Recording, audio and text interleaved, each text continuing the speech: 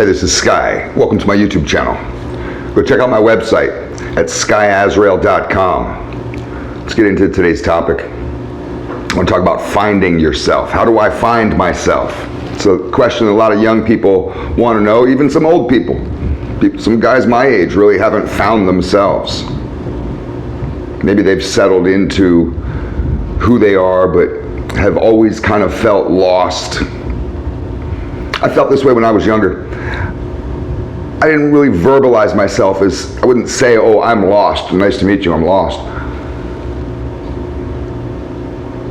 But I didn't really have a clear persona that I had chosen. You see, who you are isn't such a process of becoming, it's a process of deciding.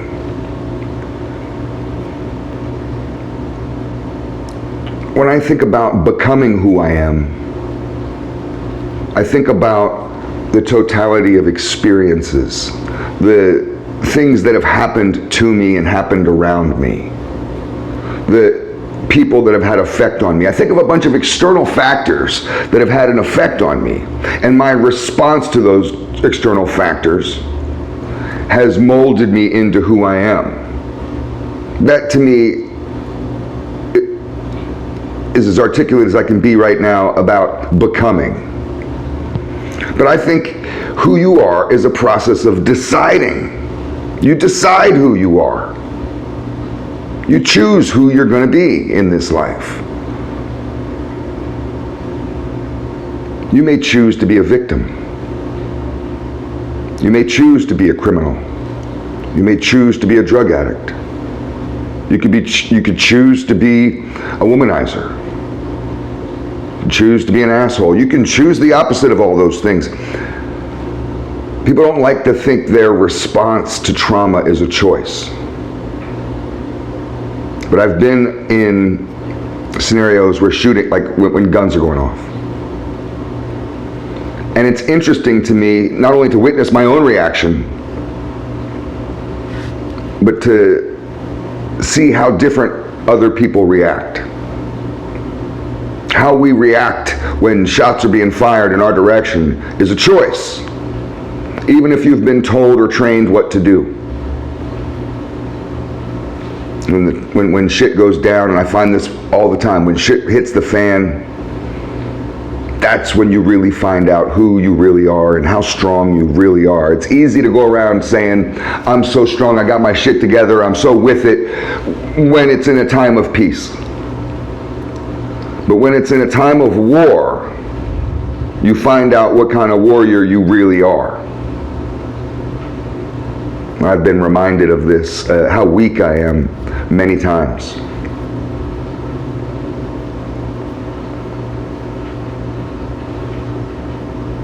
You decide who you are based on who you want to be and what kind of person you see yourself as.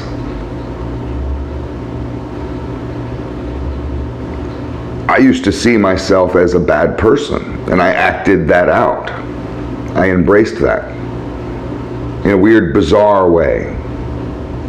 In the way that maybe you root for the bad guy in the movies. You know how people do that?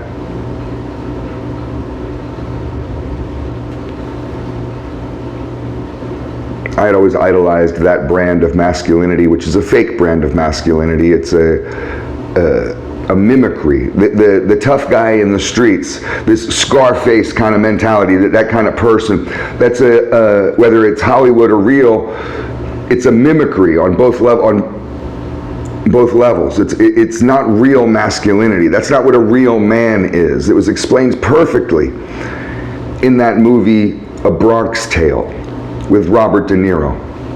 And that wonderful scene. It's such an incredibly good movie. I don't care what you think about Robert De Niro. Some people don't like him. He was great in that movie. The only mob movie I've seen him in where he doesn't play a mobster. He plays the father, a bus driver, working class guy who has virtue and character and just trying to do the right thing, happens to live in an area where there's mafia, and his son, who they call C, That's his nickname, the letter C, because his name's hard to fucking pronounce. It's like Colostimo or something like that, some Italian name. And C, as a very young kid, becomes instantly infatuated with the gangsters, the mafia guys on the corner. And the scene that is so great is where Robert De Niro goes to snatch his son, his young son, 12, 13, whatever he is, out of the mafia's hangout spot, and to take him home, and the kid doesn't want to go, and they have this talk out in front of the bar, and the mobsters are looking out the window. It's so perfect. And he's talking to his son. He's got his son real close, and he's telling his son, the working man is the tough guy. Sonny, the boss, he's not the tough guy. Those guys aren't the tough guys. It's easy to pull a trigger. Any idiot can pull a trigger. Any idiot can not show up to work. It takes a strong man to show up to work. And he goes, you can go look at the quote. Go watch the scene. They have it on YouTube. That scene practically brings a tear to my eye, because that's masculinity. That's what manhood is. Robert De Niro's character. Virtue and good. But we glorify these different personas, and you have to kind of cherry pick different qualities that you would like to have, that you would like to portray yourself as, and kind of choose your little character in this game of life. Carl Jung talks about the idea of the persona. It's not being fake. It's an aspect of who each of us are, unfortunately, that people that want to have this notion of, I'm just going to be a true individual and be raw and just who I am so the world can see me. That's not really reality. Everybody has a persona. You may have a persona at work as manager. You may have a persona at home as husband and father, protector, provider. That doesn't mean you're fake. You are that. But you're not that. You're not husband when you're hanging out with your bros on a Friday night, on boys' night. Then you're you're one of the bros. Your persona is one of the guys. Maybe you've known these guys your whole life. So you go from these different, we have these different masks, and when psychologists talk about these masks, these personas, it doesn't mean that you're hiding behind something that you're not, or that you're a fraud. These are just different aspects of who you are. Some of them may have ego attached to them. But I'll do a whole video on ego. I don't think the ego is bad. I don't think the ego, some people, especially the Zen crowd and the Buddhist crowd, they are desperately trying to get rid of ego. I don't think that you need to get rid of ego. I think it's a perspective shift on it. I don't try to get rid of natural qualities that I have, just like I don't try to get rid of anger.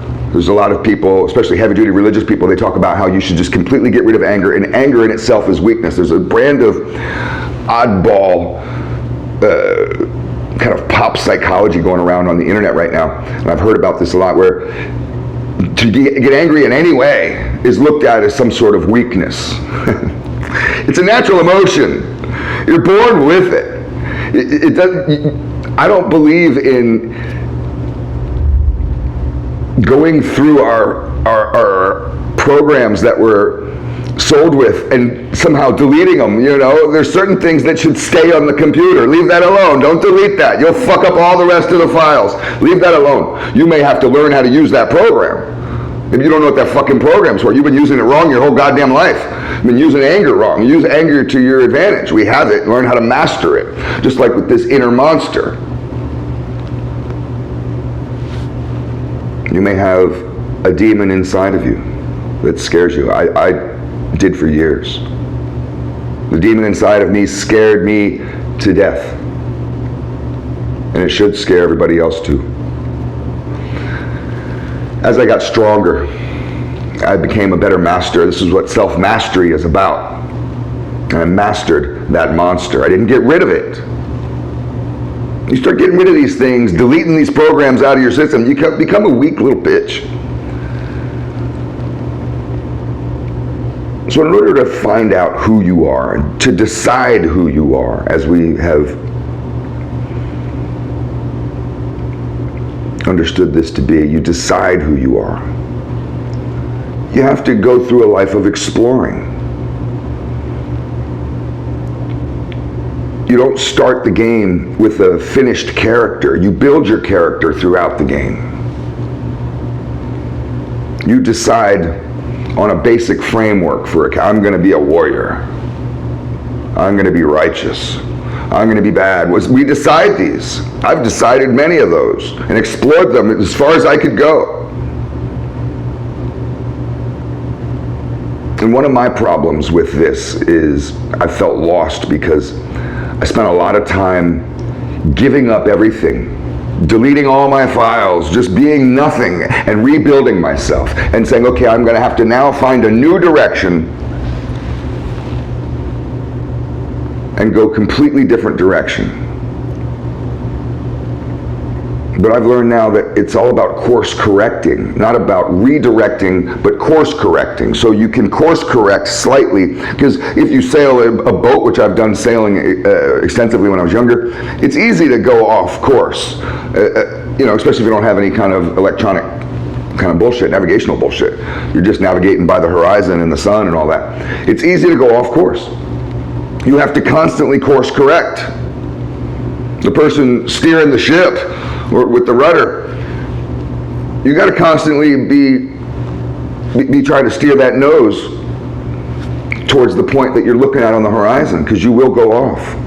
And I realized that is a more proper way to build my character and to build who I am, is to do minor course corrections rather than completely change my life. I'm done giving up who I am and building myself over from scratch. I'm not going to do that anymore. Because I don't believe that we grow that way. A plant doesn't grow by killing itself on every inch. It builds on itself. It builds on itself.